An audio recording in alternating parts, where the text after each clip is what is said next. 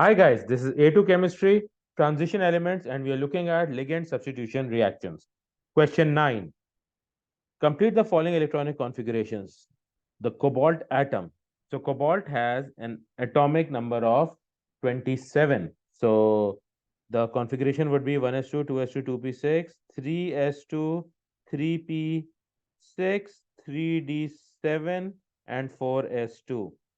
And then they've asked for the cobalt ion CO2 plus. So the 4s2 electrons would be removed in order to form the CO2 positive ion, and the remaining electronic configuration would be 3s2, 3p6, and 3d7. Next, state the colors you would observe when concentrated HCl is added to an aqueous solution of cobalt 2 nitrate. Give the formula and geometry of the complexes formed. So when cobalt nitrate dissolves in water, it forms the complex ion COH2O 6 times 2 positive, which forms the complex COCl4 2 negative upon addition of HCl. So, the color of COH2O 6 2 positive is pink. It is a pink solution, and on addition of HCl, this forms a blue colored solution. Since COH2O 6 2 positive has 6 monodentate ligands attached to the cobalt ion, the geometry of this complex is octahedral, while the geometry of the complex COCl4 having 4 monodentate ligands bonded to the transition metal ion is tetrahedral.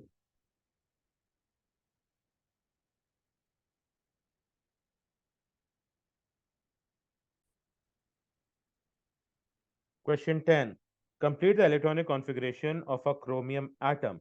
So, chromium has an atomic number of 24.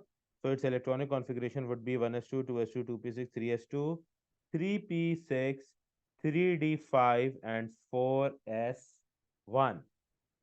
Next, state the two highest oxidation states of chromium commonly seen in its compounds. So, the most common ion of chromium is positive 3, which is Cr3 plus, and another state of chromium that is very common is in the oxidizing agent K2Cr2O7, in which chromium has an oxidation state of +6.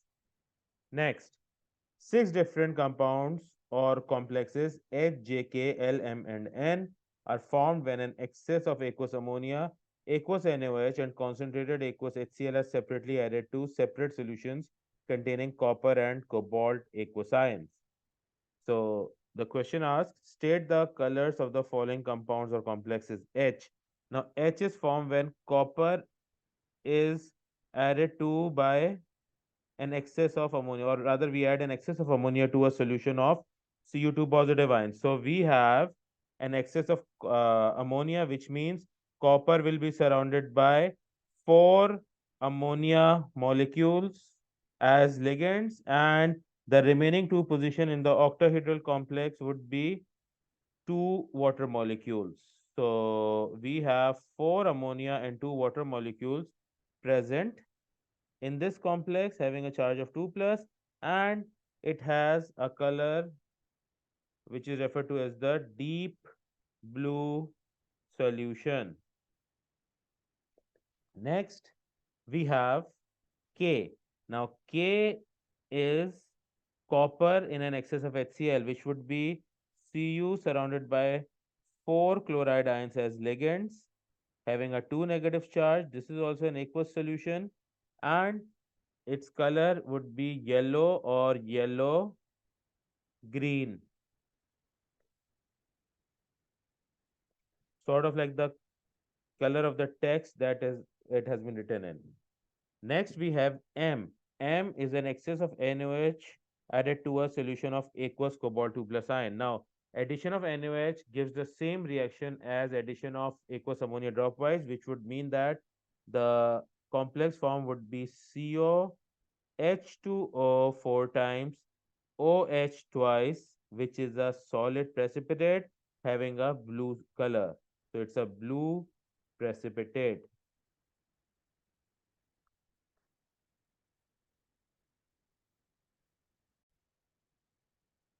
Write the formula of the compounds or complexes L and N. So L is an excess of ammonia added to cobalt. So the formula of the complex would be cobalt ion surrounded by 6 ammonia ligands having a 2 plus charge, and this complex is a solution which is brown in color. Next we have N. N is an excess of HCl added to cobalt, so that would form the complex ion COCl4 2 minus. This is a solution having a blue color.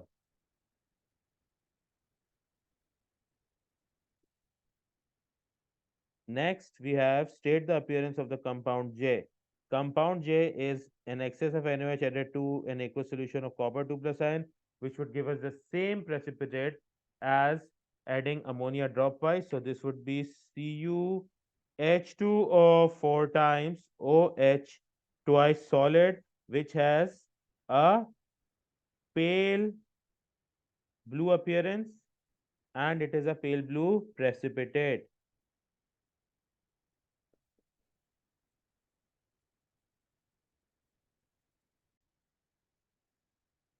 Adding a measured quantity of KCN to a solution of NiCl twice produces the complex NiCN twice Cl twice.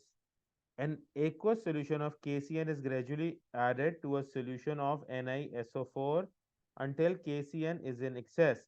The following series of reaction takes place. So we add KCN to nickel sulfate, we end up with a green precipitate C. Adding more KCN produces a yellow solution D. Adding KCN in excess produces a red solution E. The oxidation state of nickel does not change during these reactions, which means in nickel sulfate, sulfate has a charge of -2. So in order to balance that charge, nickel has a charge of +2. So nickel will have a charge of +2 in all three of the remaining compounds. So the charge would stay +2 on each nickel ion. Next, none of C, D, or E contains sulfur. Okay, so sulfur is not part of the precipitate or the solutions that have been formed. C contains no potassium. So if it does not contain any potassium, the remaining part of the salt would be Cn taken twice, because in order to balance the charge of +2, we need a charge of -2. So NiCN twice is the green precipitate. Next, we have potassium to nickel ratio in D is 2 is to 1. So if we have one nickel ion, we would have two potassium ions present. So K2, and the charge on two potassium ion would be +2 as well. So in total, there is a 4 positive charge on the two types of cations present. So there would be CN4 present in this compound, because in order to balance the +4 charge, we need a -4 charge. So yellow solution D is NiK2CN4. Next, we have potassium to nickel ratio of 3 is to 1. That means if there is one nickel ion present, there are three potassium ions present having a net charge of +3. So in total, the charge on nickel and potassium together is +5, which counterbalances with 5 CN ions, because +5 will be counterbalanced by -5. So the red solution E is NiK3CN 5 times. So these are the three formulae of the three compounds that are formed when KCN is added slowly until it goes into excess. Question 11. When ammonia is added to copper 2 plus aqueous solution, dropwise at first and then in excess, two chemical reactions occur as shown. For each reaction, describe what you would see and write an equation. So, for reaction 1, we have ammonia added dropwise. So, the observation would be blue solution is converted into a pale blue precipitate. And the equation for this reaction would be CuH2O 6 times 2 positive upon addition of 2 moles of hydroxide ions produces CuOH twice H2O 4 times and 2 moles of water are given off. So liquid, solid, aqueous and aqueous. And for reaction 2, we have this solid upon addition of excess ammonia producing B. So the observation would be pale blue precipitate converting into a deep blue solution. So the precipitate will dissolve, it will not remain, and a deep blue solution will form. And the reaction for this step would be CuOH twice H2O 4 times aqueous plus 4 moles of NH3 aqueous, giving us the deep blue solution complex of CuNH3 4 times H2O twice aqueous and 2 moles of hydroxide ions aqueous and 2 moles of H2O liquid.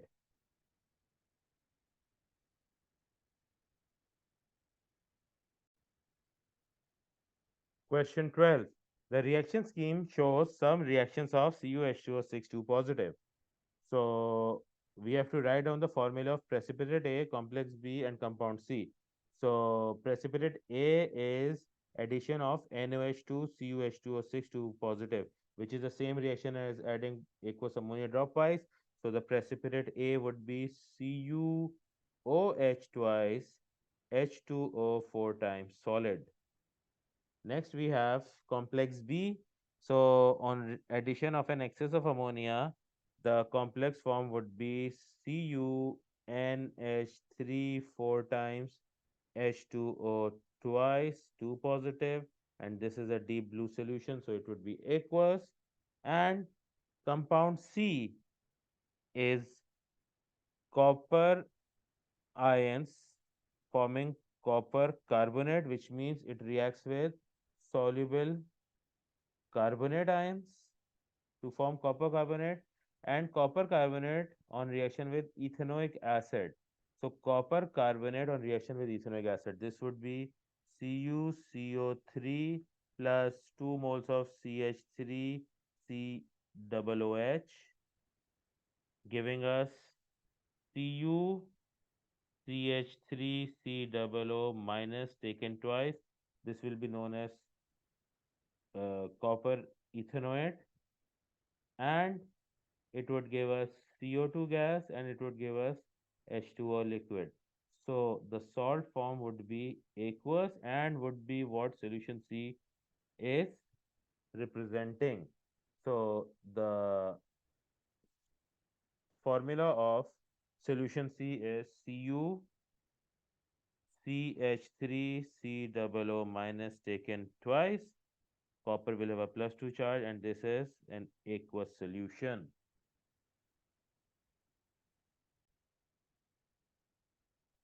Identify a suitable reagent for reaction 3. So we have already identified that it should be a soluble carbonate.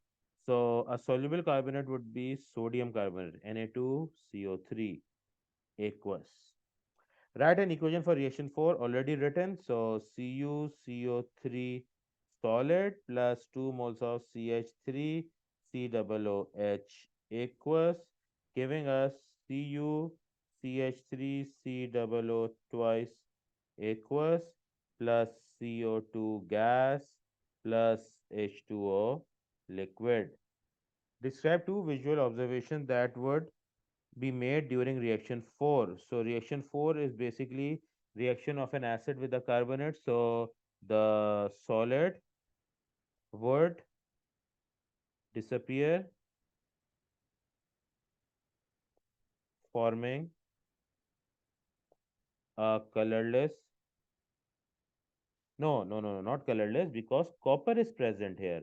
So copper ions are blue in color. So the solution of the color would be some shade of blue. So forming a blue solution.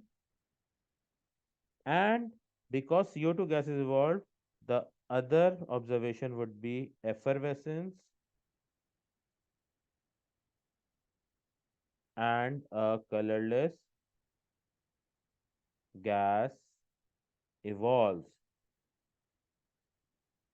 So these are the two observations that would be made during reaction 4.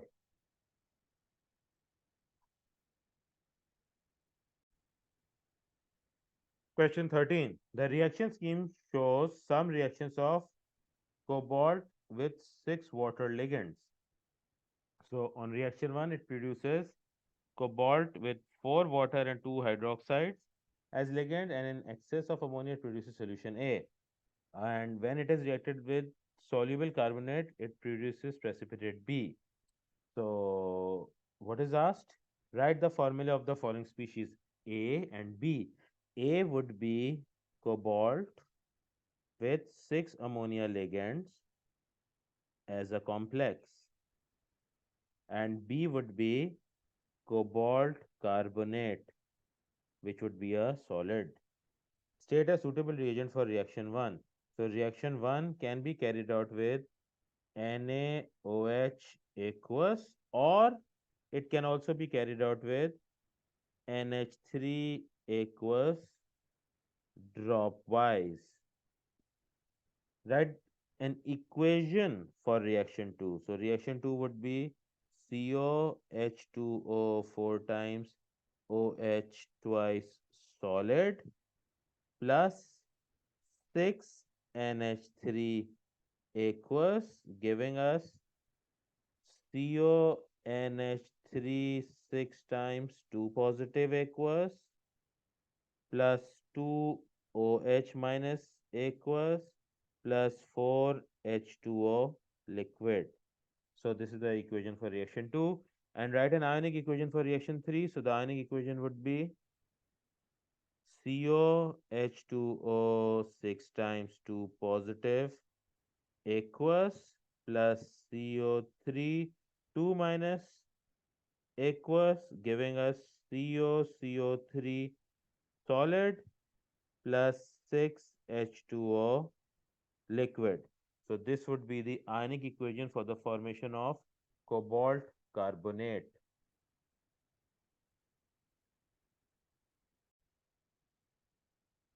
Question 14. The transition element iron is the most abundant element in the Earth's core. What is meant by the term transition element? An element of the D block which forms at least one stable ion that has a partially filled d orbital. So that is what is meant by a transition element. In aqueous solution, iron can form complex ions which contain ligands. Name the type of bonding that occurs between a ligand and a transition element. The type of bonding is referred to as either dative, covalent, or it can also be referred to as coordinate bonding. Right, which of the following species can act as a ligand? Complete the table by placing a tick in the appropriate column to indicate whether the species can act as a ligand or not. So, a species that can act as a ligand is either an anion or a molecule that contains lone pairs of electrons. So in NO3 minus, it is an anion, so it can act as a ligand.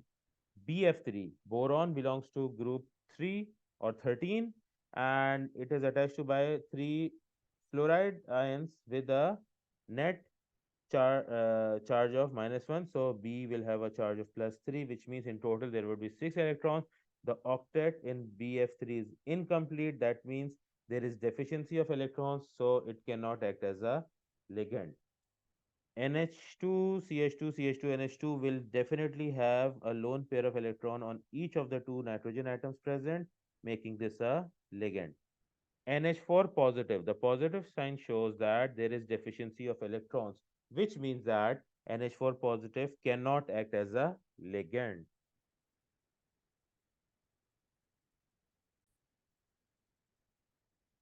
Manganese ion Mn2 plus shows some similar chemical properties to those of copper 2 plus ions, Cu2 plus aqueous. Use this information to suggest that the formula of the manganese species formed in each of the following reactions. State the type of reaction taking place in each case. So, Mn2 plus when added to with NaOH would form manganese hydroxide, just like copper forms copper hydroxide. So, this would be MnOH twice, H2O 4 times. And this is a solid, so the type of reaction will be known as precipitation reaction. It forms a precipitate. Next, Mn2 plus aqueous is added to with concentrated HCl. So we end up with MnCl4 2 negative aqueous ion. So here we have replacement of water ligands with chloride as ligand. So this will be called a ligand exchange or ligand substitution reaction. Next, we have Mn2 plus reacting with H2O2. H2O2 is an oxidizing agent. So Mn2 plus will be converted into Mn3 plus. And since this is oxidation, we can call this type of reaction as a redox reaction, because if this is being oxidized, then H2O2 or some other part of the reaction species reactant would undergo reduction. So Mn2 plus is being oxidized to Mn3 plus. So we can either call it a redox reaction. We can also put down oxidation as the type of reaction. But we need to remember that oxidation cannot take place on its own. It must accompany something being reduced.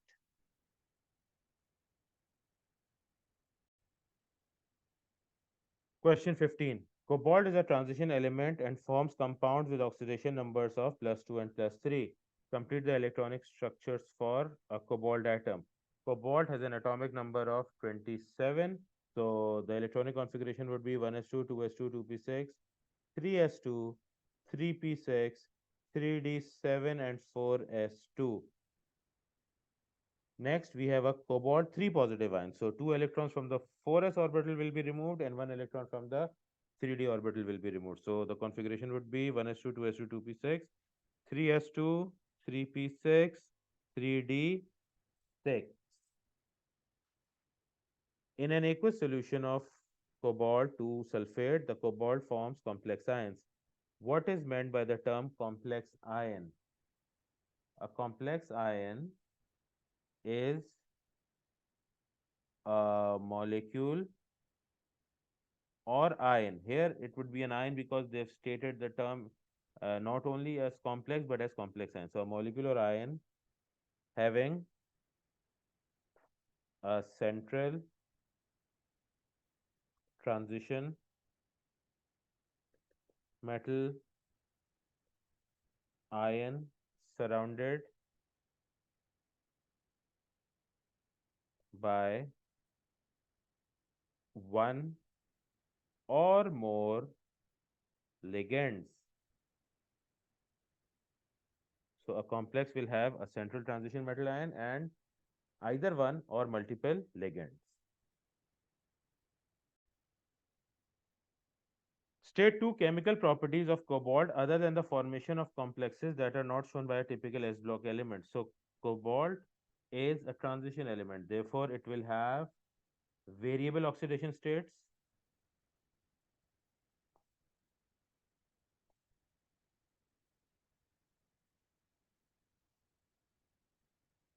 and it will form colored compounds.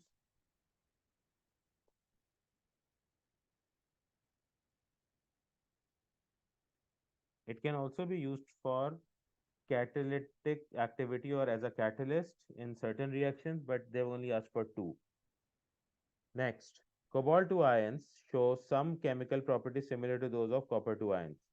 Use this information to suggest the formula of the cobalt species formed in each of the following reactions. State the type of reaction taking place in each case. So cobalt plus an excess of ammonia. Formula of the cobalt species form would be cobalt surrounded by 6 ammonia. And this reaction is what is known as a ligand substitution reaction.